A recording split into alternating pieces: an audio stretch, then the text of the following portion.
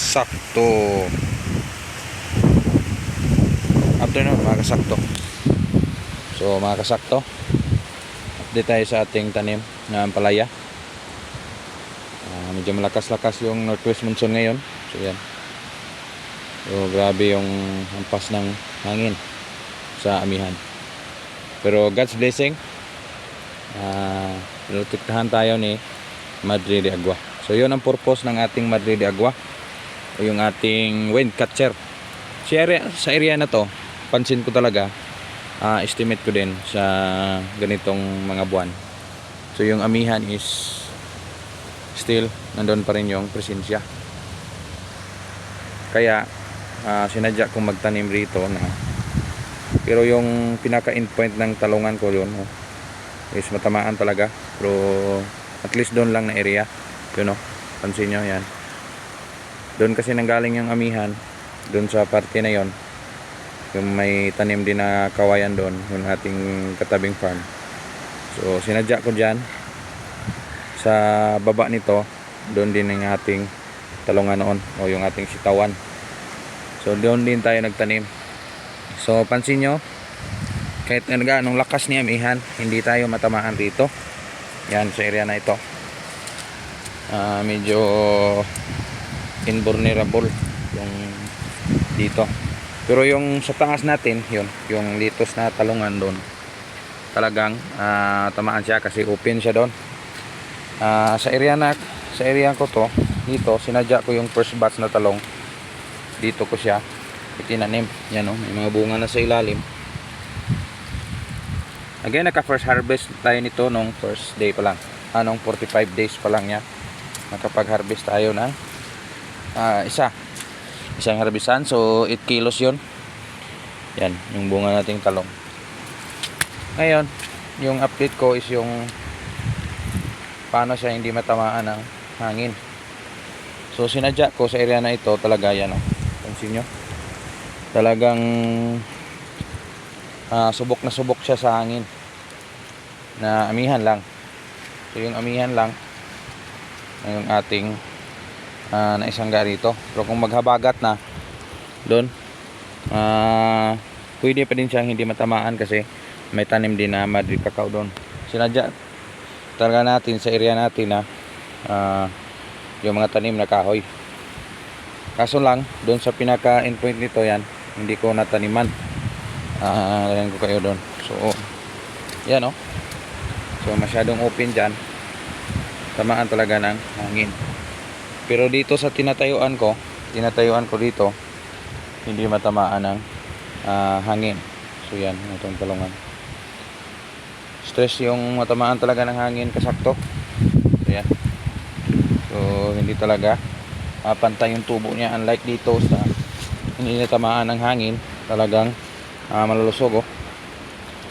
So sa subscriber natin na nagtanong kung ano daw ito, bakit may maliit pa tayong talong. Again, si Insakto TV guys, hindi ako urada-urada magtanim. Urada-urada ako sa paggawa ng seedlings, maramihan, pero hindi ko siya sinabay tinanim.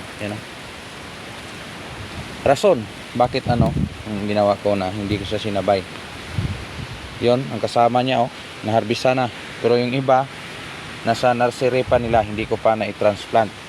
Again, sa pagta-transplant nito, hindi ko siya isinisidling tray, kundi yung mga previous video natin, talagang naka-seedbed lang siya. Sa seedbed, kinukuha ko lang yung malalaki, tapos ito sila is maliliit. Bali, ang tawag nito is yung ating third batch na sa classification ng seedlings. Bali, ito yung pinakamaliit talaga. So nakahabol din siya sa ating second batch na sinisidling doon. Pero yung second batch natin doon sa ating Litos farm, sa ating Litos, doon siya natin ini-intercropping. Ito yung first batch, mga almost 800 plus ito kapuno. Sa taas is mga 2,000 na yung second batch niya. So ito, kung matanim ito, so more or less nasa din to, nasa 1,000 lang siguro. So 1,000, ito almost 1,000, so doon 3, so mga 3,700 Mga 3.7 yung target na puno natin. Pero hindi sabay-sabayan. Hagdan-hagdan. Again, gusto din natin siyang ganon yung stage. Kasi malaki yung gastos. Napalaki yung inputs ni talong kung hindi mo ganituhin pag style. So again, pansin nyo rito, may insect repellent ako na tabi na tanim. Nagtatanong din, sagutin na natin yung mga comment. Yung tanim ko na nagtatanong sila bakit dito insect repellent daw. Kasi ito siling panigang ito. Sinadya ko siyang dyan itanim kasi yung insekto sa tanim na ito ni Madre de Agua masukal na kasi. So hindi ko siya pwedeng tanggalin ng biglaan kasi may purpose sa shade, pakain ng mga hayop, and then yung insekto niya is makakatch up ng ating siling panigang. Si siling panigang kasi hindi masyadong attractive sa insekto. Nakapag minimize siya ng tingnan nyo, nasa in between siya. Minimize ko yung insekto na papasok sa ating talungan. Talagang dadaan pa siya ni paitaan ng ating siling panigang. Again, yung edad ng ating talong ngayong araw na ito, exactly 48 days ngayong araw na ito. Naka-isang harvest tayo. First harvest, 1 kilo. Naka 10 kilo noong nakaraang araw. Class A lahat, yung Class B hindi maabot ng 1 kilo. So pasalamat na rin tayo kasi at least nakita na niyang magandang klase yung ating talong. At least sa first batch niya mga ganito lahat yan. So mini-maintain pa rin natin. Again, sa nagtatanong sa abono, sulitin natin, nakadalawang abono lang tayo nito. Pero yung chicken manure nito is bastante every month. So nakalagay na tayo noong nakaraang buwan, nitong buwan na ito. So plano na din tayong maglagay in the next following month.